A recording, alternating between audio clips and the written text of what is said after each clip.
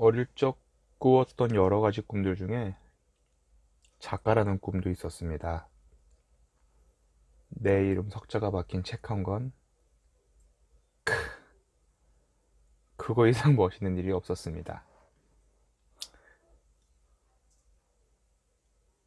우습게 쓰던 글들을 정리했더니 중고등학교 학교 교지에 제 글이 좀 실린 적도 있었고,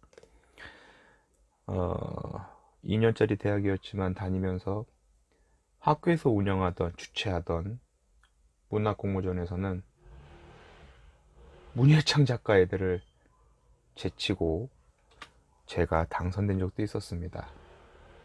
왜 디자인과인데 이런 글을 쓰셨어요? 라는 주최 측의 논간에도 불구하지 않고 상금을 수령하고 왔습니다.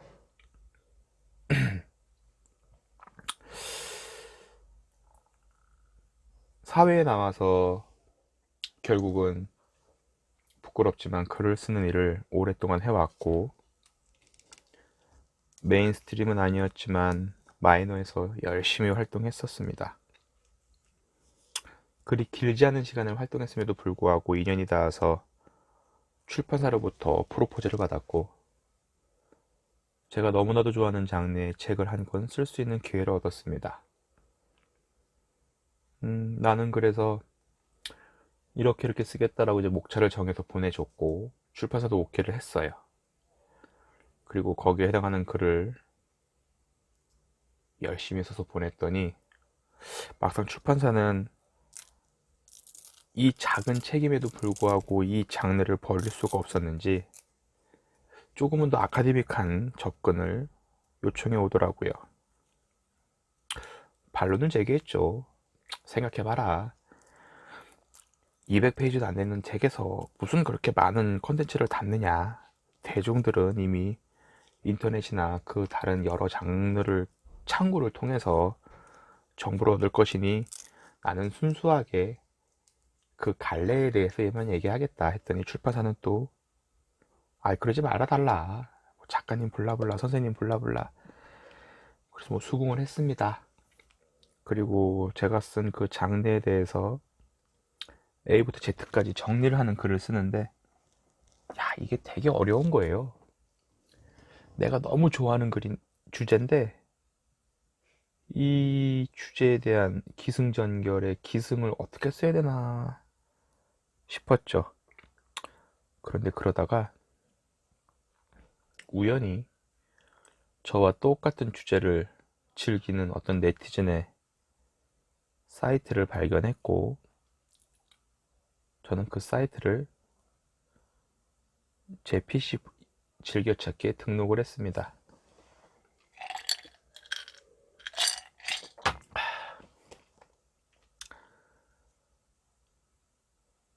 그로부터 한 10년이 흘렀어요. 비정기적으로 쓰고 있던 제 블로그에 어느 날 누군가 글을 썼더라고요. 운영자님이 쓰던 그 책, 운영자님이 쓴 책인가요? 라고 하길래 내가 쓴 책인데? 하고 제가 쓴 책인데요? 라고 대답을 했는데, 그로부터 며칠 뒤에 메일이 하나 오더라고요. 땡땡땡님에 대한 책을 잘 읽었다. 하지만 땡땡땡님이 쓴 책의 도입부에 해당하는 약 10여 페이지의 글은 자기 글이다. 이는 엄연한 표절이고 도둑질이며 저작권법 관련된 변호사 합의를 했음에도 불구하고 충분히 자기가 승소할 수 있는 사안이다. 해결을 바란다. 제가 그 즐겨찾기 한 사이트의 운영자였어요. 기억을 더듬었죠. 분명히 인터넷도 활성화됐던 시절이고 저작권에 대한 이해도 분명히 있었던 시절인데, 마치 그 꿈을 이룬다는 맹목적인 목표 아래 제 동기가 굉장히 혼탁하지 않았나 싶었어요. 사실 그분에게 피해를 줄 생각은 진짜 지금도 1도 없었고, 제가 그 책으로 얻은 얼마 되지 않는 소주값과 명예 같은 것도 없지만 다 바칠 정도로, 그러니까 다 쏟아낼 정도로 진짜 진심이었어요. 아, 그런데 너무 겁이 나더라고요. 그 소송이 겁이 나는 게 아니라 내가 한 행동이 누군가에게 이렇게 큰 고통과 아픔을 줬다는 사실에 대해서 감당이 안 됐었어요. 그래서 저는 당장 출판사에 전화를 해서 어린 시절 내 실수로 인한, 내 잘못으로 인한 결과가 지금 내 앞에 다다랐다. 현재 서점에 배포되어 있는 책들은 수거를 하고 해당 내용을 수정한 2판을 요청했고요. 출판사 사이트와 제 개인 블로그에 사과문을 올리기로 했습니다. 그리고 그분에게는 정중한 사과를 구했고, 고맙게도 대여섯 차례의 메일을 주고받으면서 그분이 저를 이해해 주었어요. 그분의 입장을 잠시 전하자면 굉장히 황당했다고 합니다. 제가 쓴 책이 서점에 릴리즈가 되고 배포가 되고 그분도 많은 연락을 받았대요. 아, 땡땡땡님이 쓴 책이 드디어 나왔군요. 축하해요. 근데 그분은 자기가 쓴 책이 아니야. 왜냐면 내가 그분의 도입부를, 그러니까 내 도입부를 그분의 글로 꾸몄거든. 근데 그분의 그 도입부는 지금 봐도 굉장히 정확하고 굉장히 정교하게 구술이 된 내용이었거든요. 그래서 그분은 무슨 일이지? 시발? 하는 마음으로 그 사태를 되짚었다고 합니다. 그랬더니 저라는 사람이 나타났고, 이렇게 보니까 자기보다도 나이가 어리고 또 이렇게 보니까 글쓰기를 좋아하고 정말 즐기는 친구인데 무슨 사연이 있었을까 하고 저를 바라봤다고 합니다. 제 결혼, 제가 운영하는 개인 홈페이지. 근데 뭐 그걸 떠나서 중요한 건 그분은 분명히 저한테 분노했었고 화를 냈었고 저를 용서할 수 없다고 말씀을 주셨어요. 근데 저는 진심으로 실수라는 나약한 단어를 쓸 수밖에 없지만 착각을 한 거죠. 그 25살, 26살 만에 단행본을 낸다는 그 말도 안 되는 상황에 이성을 잃었던 겁니다. 그래서 그분께 진정으로 사과를 구했고, 열 몇 번을 수정한 제 사과문을 블로그에 2년 동안 게재를 했었고요. 고맙게도 감사하게도 그분은 제 진심을 받아주셨고 제 사과도 허락해 주셨습니다. 이 얘기를 왜 하냐면 성공과 실패라는 흑백 논리로 우리의 준비, 도전, 결과, 성취들을 나누는 건 사실 저는 불공평하다고 봐요.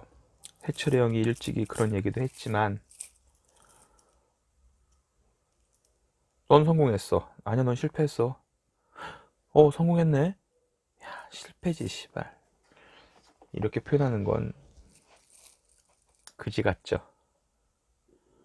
저는 분명 그 당시에 내 이름으로 된 책을 냈다는 사실에 성공이라는 현상에 도취된 거고, 그리고 그 성공이라는 나약한 자기 만족을 위해서 하지 말았어야 될 행동을 했던 거죠.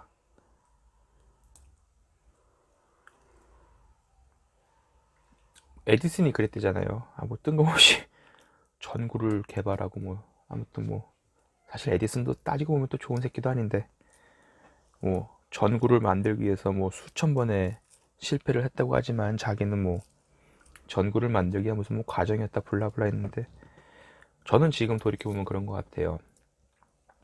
20대 중반에 책을 한 권 냈고 30대 중반에 그분으로 하여금 제 실수를 검증받았고 확인한 거죠. 그리고 그 뒤로 제 인생에 사실 드라마틱한 판타스틱한 여정이나 기복이나 사실 어떤 이슈는 없었지만, 크든 작든 저 스스로 고민하거나 고민에 빠지거나 걱정이 드는 일들이 생길 때마다 저는 그 당시 제가 저질렀던 과오와 그분께 솔직하게 말씀드려서 용서를 받았다는 사실을 되뇌이고는 해요. 결국 우리는 따뜻한 양지에서만 자랄 수 있는 존재는 아니구나. 때로는 미끄러지고 넘어지고 흙탕물, 진흙, 좀 더 나아가려면 똥까지 얼굴에 쳐 바르면서도 결국은 또 향해 가는구나. 걸어가는구나. 그리고 그 과정에서 우리가 행동했던 모든 것들에 대한 가치를 스스로 얻어낸다면, 성취한다면 성공이나 실패의 문제가 아니라 자기 만족과 자기 보람으로 그 여정을 맺을 수 있지 않을까라고 저는 생각을 해봅니다. 그 일을 겪은 후로 여전히 저는 사실 글쓰기를 좋아하고 즐기고는 있지만 자기 검열이라고 할 수는 없고 더 많은 고민을 하고는 있습니다. 내가 쓴 단어 하나, 내가 마침표를 찍은 문장 하나, 내가 섬으로 띄운 단락 하나가 나 스스로에겐 부끄러움이 없어야 되겠다라는 생각을 해봅니다. 글을 쓴다는 행위는 여전히 제게 있어서 가장 궁극적인 매력을 주는 컨텐츠인 것 같아요. 유튜브를 왜 하는지 모르겠는데 이것보단 글을 더 쓰고 싶지만 또 그거보단 이게 좀 더 쉽네요.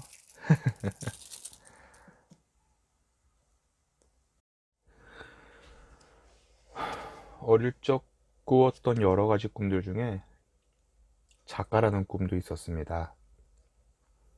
내 이름 석자가 박힌 책 한 권,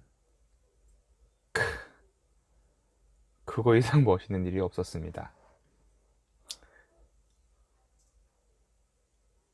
우습게 쓰던 글들을 정리했더니 중고등학교 학교 교지에 제 글이 좀 실린 적도 있었고, 2년짜리 대학이었지만 다니면서 학교에서 운영하던 주최하던 문학공모전에서는 문예창 작가 애들을 제치고 제가 당선된 적도 있었습니다. 왜 디자인과인데 이런 글을 쓰셨어요? 라는 주최 측의 농간에도 불구하지 않고 상금을 수령하고 왔습니다.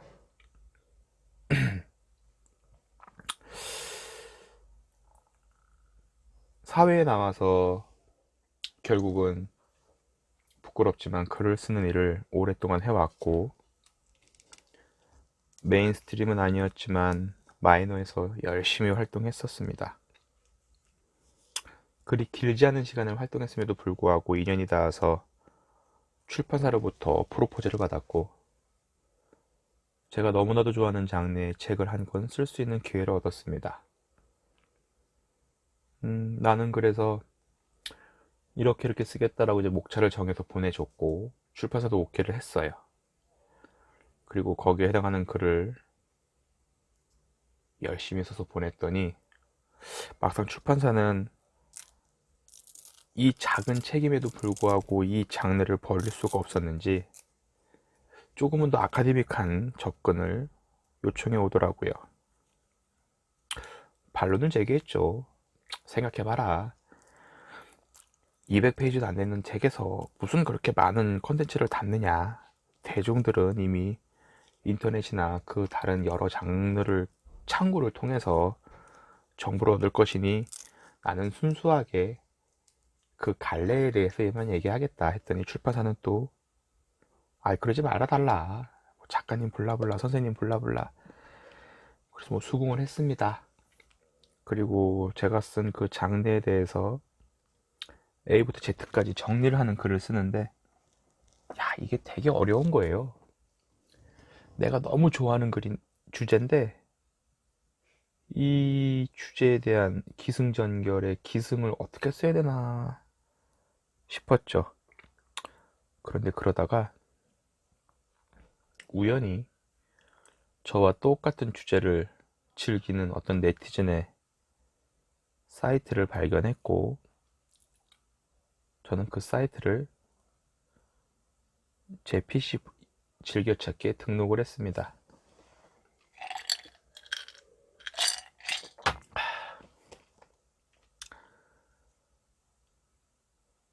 그로부터 한 10년이 흘렀어요. 비정기적으로 쓰고 있던 제 블로그에 어느 날 누군가 글을 썼더라고요. 운영자님이 쓰던 그 책, 운영자님이 쓴 책인가요? 라고 하길래, 내가 쓴 책인데? 하고, 제가 쓴 책인데요? 라고 대답을 했는데, 아, 그로부터 며칠 뒤에 메일이 하나 오더라고요. 땡땡땡님에 대한 책을 잘 읽었다. 하지만 땡땡땡님이 쓴 책의 도입부에 해당하는 약 10여 페이지의 글은 자기 글이다. 이는 엄연한 표절이고 도둑질이며 저작권법 관련된 변호사 합의를 했음에도 불구하고 충분히 자기가 승소할 수 있는 사안이다. 해결을 바란다. 제가 그 즐겨찾기 한 사이트의 운영자였어요. 기억을 더듬었죠. 분명히 인터넷도 활성화됐던 시절이고 저작권에 대한 이해도 분명히 있었던 시절인데, 마치 그 꿈을 이룬다는 맹목적인 목표 아래 제 동기가 굉장히 혼탁하지 않았나 싶었어요. 사실 그분에게 피해를 줄 생각은 진짜 지금도 1도 없었고, 제가 그 책으로 얻은 얼마 되지 않는 소주값과 명예 같은 것도 없지만 다 바칠 정도로, 그러니까 다 쏟아낼 정도로 진짜 진심이었어요.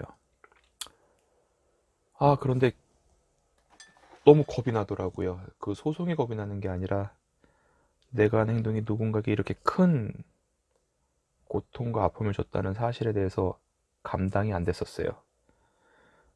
그래서 저는 당장 출판사에 전화를 해서 어린 시절 내 실수로 인한, 내 잘못으로 인한 결과가 지금 내 앞에 다다랐다. 현재 서점에 배포되어 있는 책들은 수거를 하고 해당 내용을 수정한 2판을 요청했고요. 출판사 사이트와 제 개인 블로그에 사과문을 올리기로 했습니다. 그리고 그분에게는 정중한 사과를 구했고, 고맙게도 대여섯 차례의 메일을 주고받으면서 그분이 저를 이해해 주었어요. 그분의 입장을 잠시 전하자면 굉장히 황당했다고 합니다. 제가 쓴 책이 서점에 릴리즈가 되고 배포가 되고 그분도 많은 연락을 받았대요. 아, 땡땡땡님이 쓴 책이 드디어 나왔군요. 축하해요. 근데 그분은 자기가 쓴 책이 아니야. 왜냐면 내가 그분의 도입부를, 그러니까 내 도입부를 그분의 글로 꾸몄거든.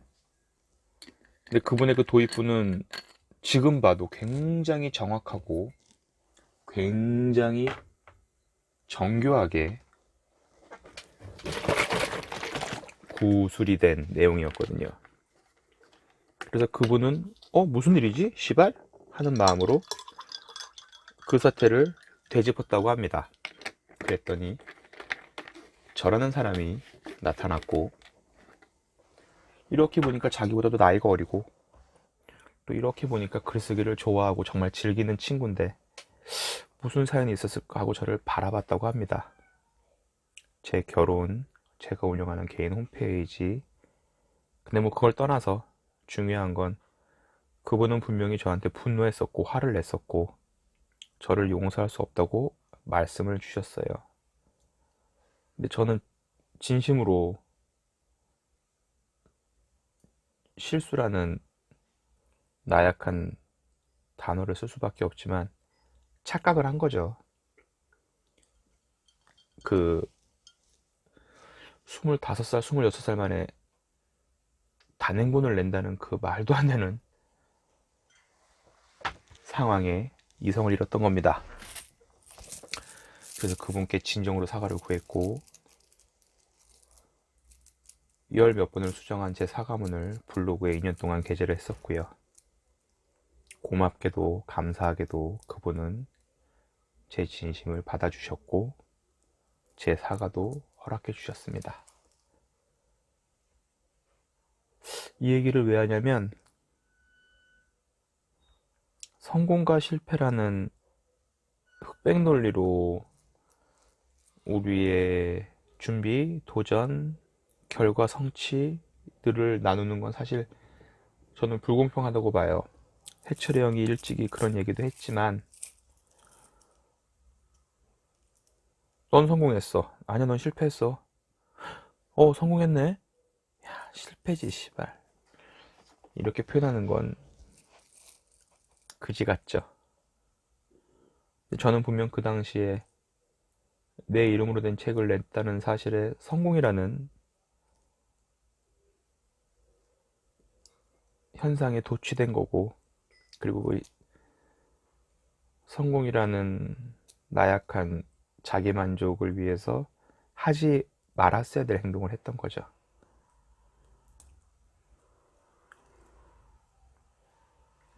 에디슨이 그랬대잖아요. 뭐 뜬금없이 전구를 개발하고 아무튼 사실 에디슨도 따지고 보면 또 좋은 새끼도 아닌데 전구를 만들기 위해서 수천 번의 실패를 했다고 하지만 자기는 전구를 만들기가 무슨 과정이었다 블라블라 했는데 저는 지금 돌이켜보면 그런 것 같아요. 20대 중반에 책을 한 권 냈고 30대 중반에 그분으로 하여금 제 실수를 검증받았고 확인한 거죠. 그리고 그 뒤로 제 인생에 사실 드라마틱한 판타스틱한 여정이나 기복이나 사실 어떤 이슈는 없었지만 크든 작든 저 스스로 고민하거나 고민에 빠지거나 걱정이 드는 일들이 생길 때마다 저는 그 당시 제가 저질렀던 과오와 그분께 솔직하게 말씀드려서 용서를 받았다는 사실을 되뇌이고는 해요. 결국 우리는 따뜻한 양지에서만 자랄 수 있는 존재는 아니구나. 때로는 미끄러지고 넘어지고 흙탕물, 진흙, 좀 더 나아가려면 똥까지 얼굴에 쳐 바르면서도 결국은 또 향해 가는구나. 걸어가는구나. 그리고 그 과정에서 우리가 행동했던 모든 것들에 대한 가치를 스스로 얻어낸다면, 성취한다면 성공이나 실패의 문제가 아니라 자기 만족과 자기 보람으로 그 여정을 맺을 수 있지 않을까라고 저는 생각을 해봅니다. 그 일을 겪은 후로 여전히 저는 사실 글쓰기를 좋아하고 즐기고는 있지만 자기 검열이라고 할 수는 없고 더 많은 고민을 하고는 있습니다. 내가 쓴 단어 하나, 내가 마침표를 찍은 문장 하나, 내가 섬으로 띄운 단락 하나가 나 스스로에겐 부끄러움이 없어야 되겠다라는 생각을 해봅니다. 글을 쓴다는 행위는 여전히 제게 있어서 가장 궁극적인 매력을 주는 컨텐츠인 것 같아요. 유튜브를 왜 하는지 모르겠는데 이것보단 글을 더 쓰고 싶지만 또 그거보단 이게 좀 더 쉽네요.